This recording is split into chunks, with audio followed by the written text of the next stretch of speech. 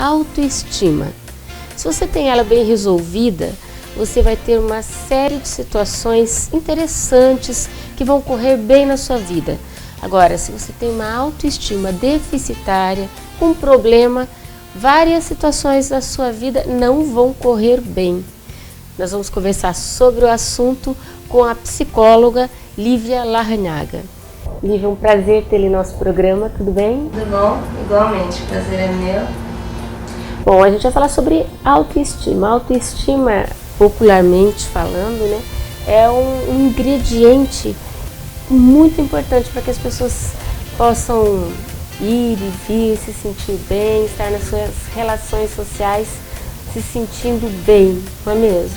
Sim, com certeza. Autoestima ela é um conceito que as pessoas falam muito, né, a respeito dela, e às vezes fica um pouco banalizado, e, né, da gente talvez pensar o que é a autoestima. Porque uma palavra que às vezes é muito utilizada, ela fica desgastada e perde um pouco do sentido. Então acho que dá pra gente tentar entender no primeiro momento qual é o sentido da autoestima. Se você pegar o dicionário, ele vai dizer que a autoestima é um gostar de si mesmo. Então o dicionário ele dá uma definição para autoestima de uma forma favorável. A autoestima é só coisa boa, é o gostar de si mesmo. Mas se a gente pegar um teórico que falou sobre autoestima dentro da psicologia, que foi William James, um dos primeiros teóricos da psicologia, ele definiu a autoestima como um braço, um aspecto, uma vertente do autoconhecimento. Então ele divide o conhecimento que o sujeito tem de si mesmo em dois, que é a autoimagem e a autoestima. Então a autoimagem é uma espécie de descrição que o sujeito faz de si mesmo. É a imagem que ele tem de si mesmo e que ele vai passar para o outro. Então a forma como você se descreve é a sua autoimagem. Já a autoestima, ela tem um aspecto valorativo, é a qualidade, né, do conhecimento que você tem de si mesmo.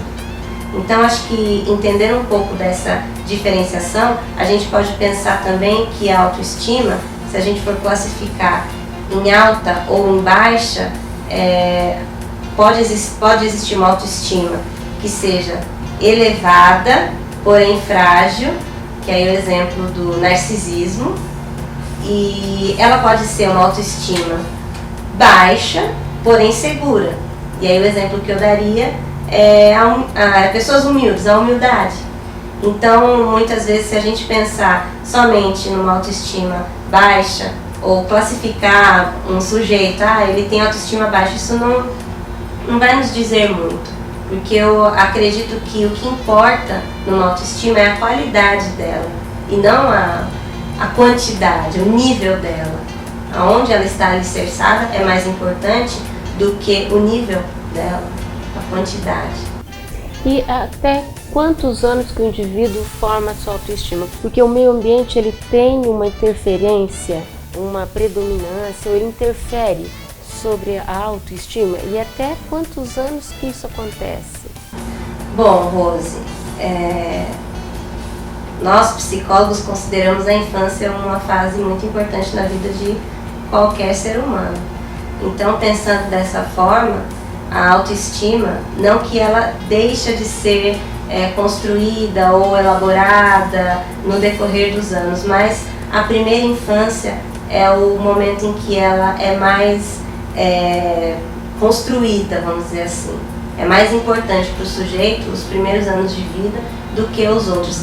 Isso não quer dizer que nós paramos de construir a nossa autoestima, né? Eu acho que nós estamos em constante transformação e que vai ter uma relação aí com o mundo externo, com o outro, com as nossas relações no decorrer da nossa vida. Então, a autoestima ela sofre interferência no decorrer de toda a vida da pessoa. Esse é um outro ponto, que vai depender de indivíduo para indivíduo. Algumas pessoas, até é esse mesmo teórico que fala a respeito disso, William James.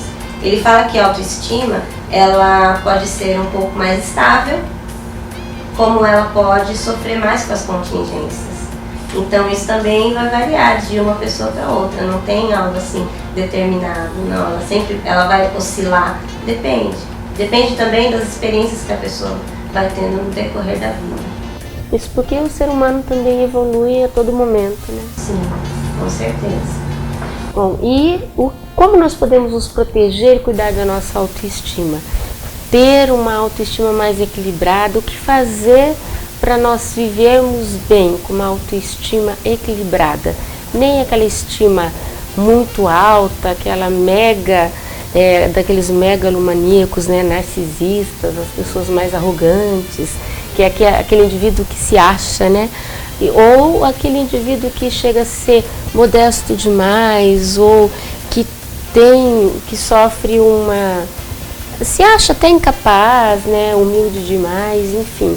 Como estar contrabalanceando isso? Bom, Rosa, eu vou voltar lá no início para falar a respeito disso, para dar algumas dicas aqui. Como eu disse no início, a autoestima ela é uma vertente, um aspecto do autoconhecimento. Então, um caminho para o indivíduo ter uma autoestima mais equilibrada é ele se conhecer. Por quê? Porque todos nós temos habilidades, potencialidades e possibilidades de sermos, né, e de nos construirmos no decorrer da vida. Então, eu acredito muito que todo indivíduo tem muito recurso para se construir, né, e para ter uma autoestima equilibrada. Então, se eu for dar uma dica aqui, eu diria que o autoconhecimento, conhecer a si mesmo, talvez seja um passo importante na construção de uma autoestima equilibrada.